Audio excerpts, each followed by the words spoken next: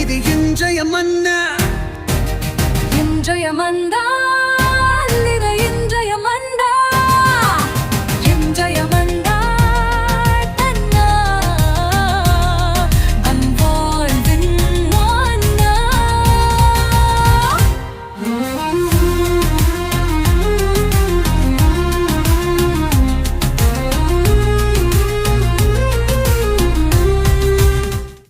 என் அருளாதர் இயேசு கிறிஸ்துவுக்கு பிரியமான அன்பு இறை உறவுகளே, நண்பர்களே, உங்கள் ஒவ்வொருவரையுமே சிறப்பாக இந்த புதிய நாளிலும் அதிலும் சிறப்பாக புதிய வாரத்தில் சந்திப்பதில் மிகுந்த மகிழ்ச்சி. இந்த புதிய வாரத்திற்காக கடவுளுக்கு நன்றி கூறுவோம். இந்த வாரம் முழுவதும் இறைவன் நம்மை வழிநடத்த, நாம் இறைவனோடு இணைந்து பயணிக்க, நேர்மறை எண்ணங்களோடு கடவுளின் கரங்களை பிடித்து மகிழ்ந்து வாழ முயற்சி எடுப்போம். அன்புக்குரியவர்களே, இன்று சிறப்பாக ஆண்டின் பொது காலம் 2ஆம் ஞாயிறை தொடங்குகிறோம். பொது காலத்தினுடைய 2வது ஞாயிறு. அன்பானவர்களே, இந்த பொது காலத்திலே நாம் எப்படி இருக்க வேண்டும், எப்படி இறைவனோடு இணக்கமாக வாழ வேண்டும் என்று சொல்லி மீண்டுமாக நம் ஒவ்வொருவருக்குமே இந்த நாளினுடைய முதல் வாசகம், 2ஆம் வாசகம், திருப்பாடல், நற்செய்தி வாசகம் அனைத்துமே நமக்கு சொல்லுவது, நமக்காக ஒரு ஒளி உதித்திருக்கிறது, நம்மை வழிநடத்த நம் ஆண்டவர் நம்மை தேடி வந்திருக்கிறார் என்ற ஒரு கருத்தை முன்வைத்துத்தான் இந்த அனைத்து வாசகங்களும் இந்த ஆண்டின் பொது காலம் நமக்கு அழைப்பு விடுக்கிறது. அன்பானவர்களே, கடவுள் அனைவருக்குமான கடவுளாக, அனைவரையுமே அன்பு செய்யக்கூடிய கடவுளாக வந்திருக்கிறார் என்ற ஒரு செய்தியை சொல்லுவதாக இந்த வாரத்தினுடைய மைய கருத்து அமைந்திருக்கிறது. என்னுடைய வாழ்க்கையிலே நான் தனிமையாக இல்லை, என்னை வழிநடத்த இயேசு கிறிஸ்து இருக்கிறார் என்ற நம்பிக்கையை ஆழப்படுத்தவும் இந்த வாசகம் நமக்கு கொடுக்கப்பட்டிருக்கிறது. அன்பானவர்களே, ஒவ்வொரு வாசகத்தில் பார்க்கிற பொழுது முதல் வாசகத்திலே சிறப்பாக எசாயா இறைவாக்கினர் பிரிவு 49 இறைவாக்கில் 3-6 முடிய படிக்கிறோம். இஸ்ரேலை கேளுங்கள், உங்களை தேடி ஒரு மீட்பர் வருகிறார், உங்களை விடுவிக்கத்தான் வருகிறார் என்று சொல்லி எசாயா இறைவாக்கு சொல்லுகிறார். அப்போ உங்களுக்காக உங்களிடத்திலிருந்து கடவுள் உங்களை மகிமைப்படுத்திருக்கிறார் அப்படின்னா, அந்த இஸ்ரேல் மக்களுடைய வாழ்க்கையிலிருந்து, அந்த சன்னதியிலிருந்து இயேசு உருவாக வருகிறார் என்ற ஒரு செய்தியை இறைவாக்கு உரைக்கிறார்.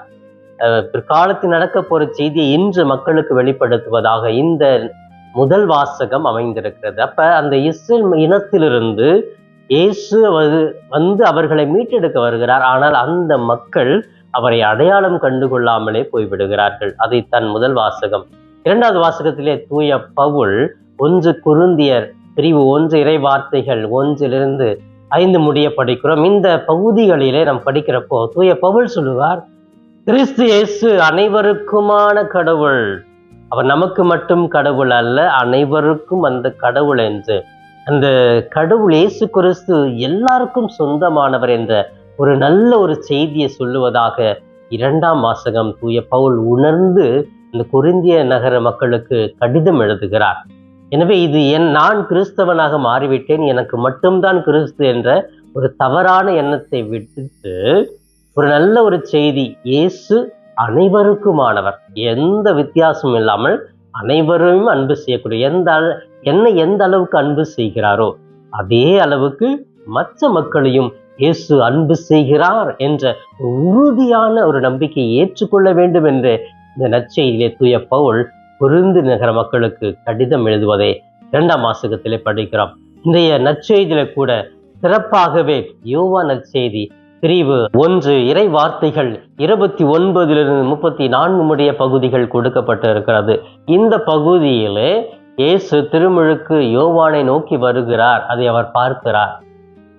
பார்த்து அவரிடத்துல வந்து எனக்கு திருமுழுக்கு கொடுக்க வேண்டும் என்று கேட்கிறார். அவரும் சொல்லுகிறார், இவருக்காகவே நான் காத்திருந்தேன், ஆண்டவர் எனக்கு சொல்லி இருந்தார், யார் மீது நீர் திருமுழுக்கு கொடுக்கும் பொழுது தூய ஆவி வந்து இறங்குகிறதோ அவரே தூய ஆவியால் திருமுழுக்கு கொடுப்பார் என்று இவருக்கு முன்னதாகவே அறிவிக்கப்பட்டிருந்தது. எனவே வந்து திருமுழுக்கு பெற்ற உடனே இவரே என் அன்பார்ந்த மகள், இவரை நான் பூரிப்படுகிறேன் என்று ஒரு வார்த்தை கேட்கிறது. அப்பொழுதுதான் திருமுழுக்கு யோவான் இவரே இந்த உலகத்தை மீட்க வந்த மெசியா, கடவுள் என்ற ஒரு செய்தி அந்த இடத்துல பதிவிடுவதை இன்றைய நற்செய்தியிலே பார்க்கிறோம். சென்ற வாரம் நம்ம இயேசுவினுடைய திருமுழுக்கு, ஆண்டவரின் திருமுழுக்கு விழாவை கொண்டாடினோம். அதில் கூட மத்தேயு நற்செய்தியாளர் 3ஆம் அதிகாரத்திலே சிறப்பாக இதே நிகழ்வைத்தான் நாம் படித்தோம். இந்த வாரத்தில் கூட அதே ஒரு சிந்தனையைத்தான் யோவான் நற்செய்தி 1 அதிகாரத்திலே படிக்கிறோம். அன்புக்குரியவர்களே, இந்த நற்செய்தி மற்ற அனைத்து வாசகனுடைய மைய கருத்தாக நாம் தியானிப்பது கடவுள் நம் அனைவருக்குமான கடவுளாகவே இருக்கிறார். பிரியமானவர்களே, இயேசு கடவுளால் தேர்ந்தெடுக்கப்பட்ட ஆட்டுக்குட்டி என்ற ஒரு செய்தியானது நற்செய்தி மூலமாக வெளிப்படுத்தப்படுகிறது. ஆட்டுக்குட்டி அப்படின்னா என்ன? அது ஆடு அப்படின்னாலே பழைய ஏற்பாட்டிலே கடவுளுக்கு பலி செலுத்தக்கூடிய ஒன்று. அப்ப தேர்ந்தெடுக்கப்பட்ட ஆட்டுக்குட்டி, மனித இனங்களிலே சிறப்பாக தேர்ந்தெடுக்கப்பட்ட ஆட்டுக்குட்டி என்று திருமுழுக்கு யோவான் சொல்லுவதனுடைய கருத்து என்ன என்று பார்க்கிற பொழுது, இவர் இந்த உலகத்தை மக்கள் பாவத்திலிருந்து மீட்க மட்டும் வரவில்லை, தனது உயிரையும் கொடுக்க வந்த ஒரு ஆட்டுக்குட்டி என்ற ஒரு நினைவை இறைவாக்கை முன்னதாக திருமுழுக்கு யோவான் பதிவிடுகிறார். ஆட்டுக்குட்டி அப்படின்னு சொன்னாலே அது பலி செலுத்தக்கூடிய ஒன்று, இறக்கக்கூடிய ஒன்று, உயிரையே தியாகம் செய்யக்கூடிய ஒன்றாகத்தான் அந்த ஆட்டுக்குட்டி இருக்கும். அந்த ஆட்டுக்குட்டியை அப்படி நிலைத்து வாழாது இல்லையா? ஒரு நாள் அது நம்ம வெட்டிடுவோம், கசாப் கடைக்கு கொடுத்துருவோம். அந்த ஒரு சிந்தனையை இந்த இடத்துல அழகாக பதிவிடுகிறார். இவர் கடவுளால் தேர்ந்தெடுக்கப்பட்ட மனித குலத்தில் இருக்கிற மனிதர்களிடத்திலே இவர் கடவுள் தன்மையிலே மனிதனாக பிறந்து வந்து தேர்ந்தெடுக்கப்பட்டு இவர் ஆட்டுக்குட்டியாக இருக்கிறார். நமக்காக, ஒருத்தருக்காக அல்ல, ஒரு இனத்திற்காக அல்ல, ஒரு மொழிக்காக அல்ல, உலகத்திற்காக, உலகின் பாவங்களை போக்குவதற்காகவே இந்த செம்மறியான ஆட்டுக்குட்டி இருந்திருக்கிறார் என்ற ஒரு செய்தியை நற்செய்தியிலே திருமுழுக்கு யோவான் அழகாக பதிவிடுகிறார். அன்பானவர்களே, இந்த ஆட்டுக்குட்டி அப்படிங்கிற இந்த இயேசு கிறிஸ்து உலகில் அனைவருக்குமான கடவுள். ஒரு குறிப்பிட்ட சமுதாயத்திற்கு மட்டுமல்ல, குறிப்பிட்ட இனத்திற்கு மட்டுமல்ல, குறிப்பிட்ட ஜாதிக்கு மட்டுமல்ல, குறிப்பிட்ட மதத்திற்கு மட்டுமல்ல, அனைவருக்குமான கடவுள். அனைவரையுமே அன்பு செய்ய வந்திருக்கிறார். இதுதான் கடவுள் உலகையே அன்பு செய்வதனுடைய நோக்கம். இதிலிருந்து நமக்கு புரிகிறது. ஆம் பிரியமானவர்களே, இந்த நாளினுடைய செய்தி கூட நமக்கு ஒரு செய்தி சொல்லுகிறது. எப்பொழுதும், எல்லா நேரத்திலும், எல்லா சூழ்நிலையிலும் கடவுளை மட்டும் உயர்த்தி பேச வேண்டும். அவர்தான் சிறந்தவர், அவர் மூலமாகத்தான் எனக்கு எல்லாமே கிடைக்கிறது, அவர்தான் எங்களை மீட்க வந்தவர் என்று எல்லா நேரங்களிலும் அவரை அறிக்கிட வேண்டும். நாம் குறைய வேண்டும். நம்மை பற்றி நம்ம அதிகமா தம்பட்டம் அடித்து பேசக்கூடாது. என்னால் அல்ல, இது கடவுளால் நிகழ்ந்தது, இது கடவுள் கொடுத்த ஒரு பிச்சை எனக்கு என்று கடவுளை முன்னிலைப்படுத்தி நம்மை பின்னிலைப்படுத்துவது கிறிஸ்தவம் என்ற ஒரு செய்தியை ஆழமாகவே இந்த நற்செய்தி நமக்கு வெளிப்படுத்தப்படுகிறது. ஆம் பிரியமானவர்களே, இந்த ஆண்டின் பொது காலம் 2வது வாரத்திலே கடவுள் நமக்கு எப்படிப்பட்டவராக இருக்கிறார்? இது இஸ்ரேல் மக்களிடத்திலிருந்து அவர்களை மீட்டு அவர் வருகிறார். இவர் கடவுள் நமக்கு மட்டும் கடவுள் அல்ல, உலகில் உள்ள அனைவருக்குமே கடவுளாக இருக்கிறார். இவர் கடவுளால் தேர்ந்தெடுக்கப்பட்ட ஒரு மெஸ்ஸியா அல்லது ஆட்டுக்குட்டி என்று திருமுழுக்கு யோவான் சொல்லுகிறார்.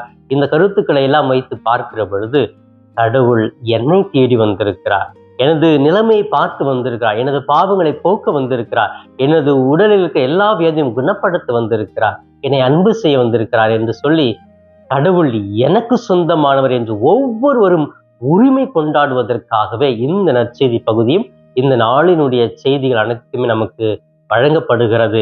எனவே என் ஆண்டவர், என் கடவுள், என் இயேசு எனக்காக வந்திருக்கிறார், என்னை மீட்பார், அவர் இருக்கும் பொழுது எனக்கு வேறு எதுவுமே தேவையில்லை, என்னுடைய வாழ்விற்கு, என்னுடைய இந்த நிலைமைக்கு காரணம் இயேசு ஒருவரே என்று உரிமையோடு, உண்மையோடு, யதார்த்தத்தோடு சொல்லக்கூடிய மனிதர்களாக நாம் வாழ வேண்டும் என்ற அந்த இயேசுவின் ஏக்கத்தை இன்று என்னால் பூர்த்தி செய்ய முடியுமா என்ற சிந்தனையோடு இப்பொழுது கண்களை மூடி ஜெபிக்கலாமே. எங்களை நேசிக்கும் எங்கள் தாயும் தந்தையுமான இறைவா, உம்மை போற்றுகிறோம், வாழ்த்துகிறோம், ஆராதிக்கிறோம், நன்றி கூறுகிறோம். இதோ ஆண்டின் பொது காலம் 2வது வாரத்தை தொடங்குகிறோம். இந்த வாரத்தினுடைய செய்தியாக 3 வாசகங்களுமே எங்களுக்கு ஒரு துணிவை தருகிற, ஆறுதலை தருகிற, உற்சாகப்படுத்துகிற வார்த்தைகளாகவே அமைந்திருக்கிறது. நீர் எங்களை தேடி வந்தீர், எங்களை மீட்க வந்தீர், எங்களுடைய பாவங்களை போக்க வந்தீர், எங்களுக்காகவே இருக்கிறீர் என்ற அந்த உயர்ந்த பண்புகளை நாங்கள் புரிந்து கொண்டு எல்லா சூழ்நிலையிலும் நீர் எங்களோடு இருக்கிறீர் என்ற நம்பிக்கையில் நாங்கள் வாழ எங்கள் நம்பிக்கையை மிகுதிப்படுத்துவீராக. அன்பு தெய்வமே, இன்றைய மன்னா என்ற இந்த நிகழ்ச்சியை பார்த்து ஜெபித்து கொண்டிருக்கிற ஒவ்வொரு பிள்ளைகளையும் அபரிவிதமாக ஆசீர்வதிப்பீராக. குடும்ப தலைவர்களை ஆசீர்வதியும், குடும்ப தலைவிகளை ஆசீர்வதியும், பிள்ளைகளை ஆசீர்வதியும். ஒரு குடும்பத்தில் இருக்கிற எல்லா பிரச்சனைகள், தீய சாத்தானுடைய அலைகழிப்புகள் எல்லாம் நீங்கட்டும் ஆண்டவரே. குடும்பத்தில் இருக்கிற பிரச்சனைகள், கடன் சுமைகள், வறுமை ஒழிந்து வாழ்வாதாரம் நிறைவாகவே கிடைக்க நான் ஜெபிக்கிறேன். பிள்ளைகளுக்கு நல்ல ஞானத்தையும் நல்ல பண்புகளையும் கொடும். தீய நாட்டங்கள், தீய சிந்தனைகளுக்கு இடம் கொடுக்காமல் பெற்றோருக்கும் பெரியோருக்கும் கீழ்ப்படிந்து வாழ்வார்களாக. அன்பு தெய்வமே, சிறப்பாக இளம் பிள்ளைகளையும் பாதுகாப்பு கொடுக்க இந்த நாட்களிலே ஊடகத்துக்கு அடிமையாதல், போதைக்கு அடிமையாதல், தீய பழக்கங்களுக்கு அடிமையாதல் என்று எந்த அடிமைத்தன வாழ்விலும் ஈடுபடாமல் நல்ல பிள்ளைகளாக வாழ நல்ல வேலை வாய்ப்பை கொடுத்து நல்ல வருமானத்தை கொடுத்த அந்த இளம் பிள்ளைகளை ஆசீர்வதிப்பீராக. குழந்தை பாக்கியம் இல்லையே, திருமணமாகவில்லையே, கடன் சுமையாக இருக்கிறது என்று பல்வேறு தேவைகளுக்காக ஜெபிக்கிற ஒவ்வொருவரையும் நீர் சந்திப்பீராக, தொட்டு ஆசீர்வதிப்பீராக. உமது பிள்ளைகளை ஒருபொழுதும் கைவிடாதேயும், உமது பிள்ளைகளை கரம் பிடித்து வழி நடத்தும் ஆண்டவரே. இவையெல்லாம் எங்கள் ஆண்டவரும் மீட்பெருமான இயேசுவின் இணையற்ற நாமத்தில் ஜெபிக்கிறேன் என் ஜீவனுள்ள நல்ல பிதாவே.